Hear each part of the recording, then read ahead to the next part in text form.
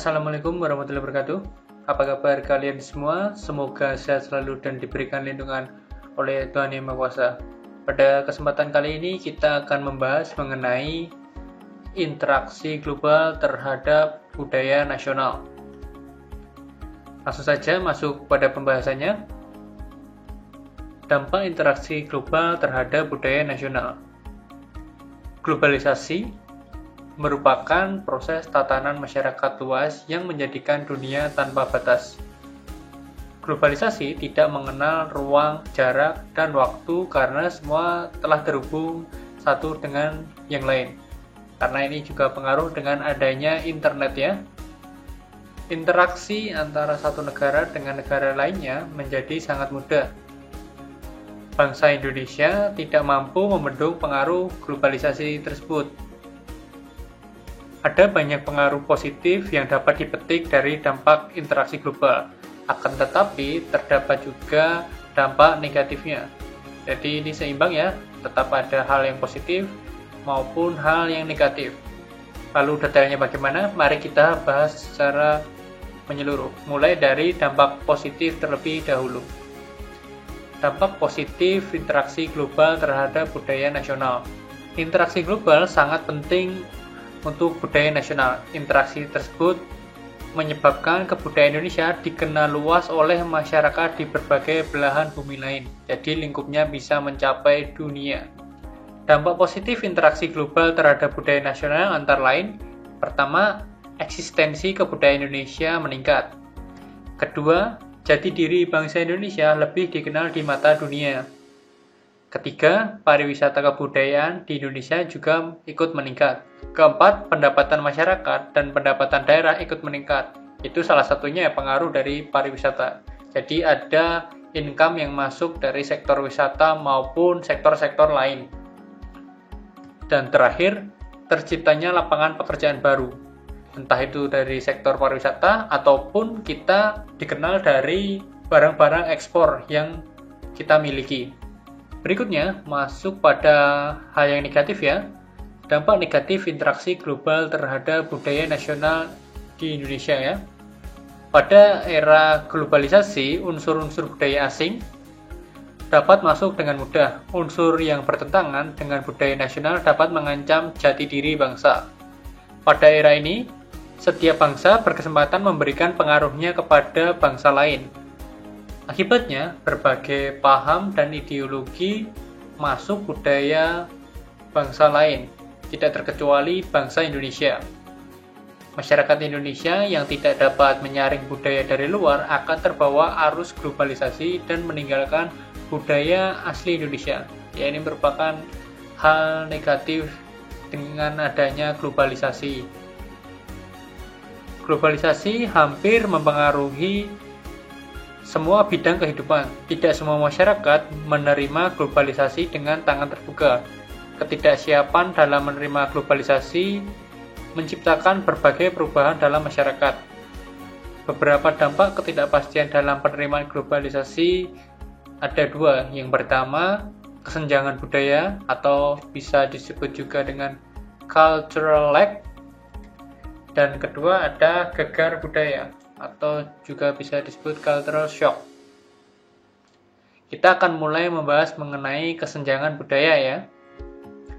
Langsung saja, kesenjangan budaya atau cultural lag. Cultural lag atau dapat diartikan suatu kondisi ketika terjadi kesenjangan antara berbagai bagian dalam suatu kebudayaan.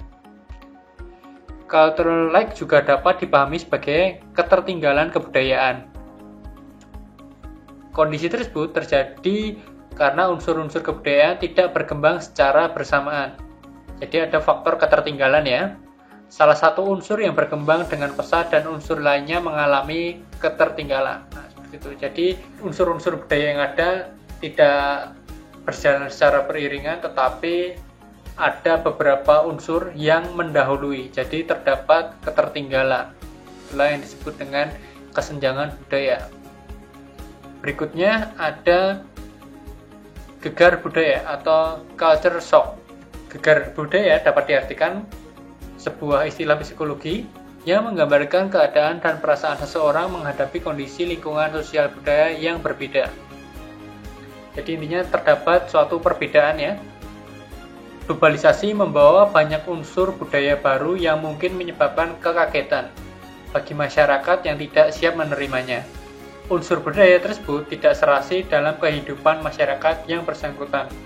Gegar budaya biasa dialami oleh golongan tua yang terkejut karena melihat berbagai perubahan budaya oleh generasi muda. Ya, analoginya seperti ini.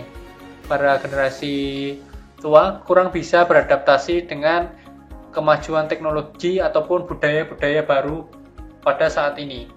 Dari dampak interaksi, kita akan masuk pada akulturasi dan asimilasi budaya. Bangsa asing yang datang di Indonesia membawa serta budaya aslinya menjadi penyebab bertambahnya keanekaragaman budaya di Indonesia. Kebudayaan asing yang masuk mengubah perilaku dan kebudayaan masyarakat lokal. Budaya asing berinteraksi dengan budaya lokal mendorong proses akulturasi dan asimilasi budaya. Kita akan mulai membahasanya dari akulturasi. Menurut KBBI, atau kalau ada yang belum tahu, Kamus Besar Bahasa Indonesia ya, akulturasi diartikan sebagai percampuran dua kebudayaan atau lebih yang saling bertemu dan saling mempengaruhi. Secara detailnya, akulturasi diartikan proses sosial yang timbul saat suatu masyarakat dengan kebudayaan tertentu dihadapkan dengan suatu unsur kebudayaan asing.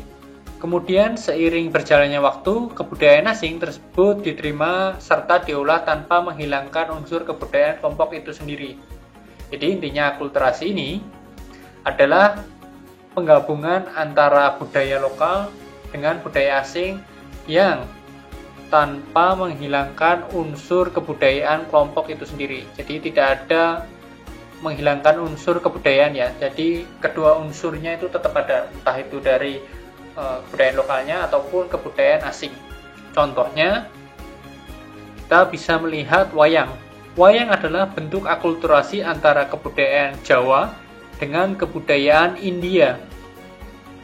Tokoh pewayangan seperti halnya Semar, Gareng, Petruk, dan Bagong merupakan kebudayaan Jawa yang kemudian dikisahkan dengan cerita Ramayana dan Mahabharata.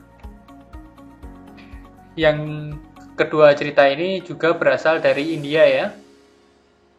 Bentuk akulturasi juga bisa terjadi dalam berbagai bidang seperti seni rupa, seni tari, bentuk arsitektur, dan lain sebagainya.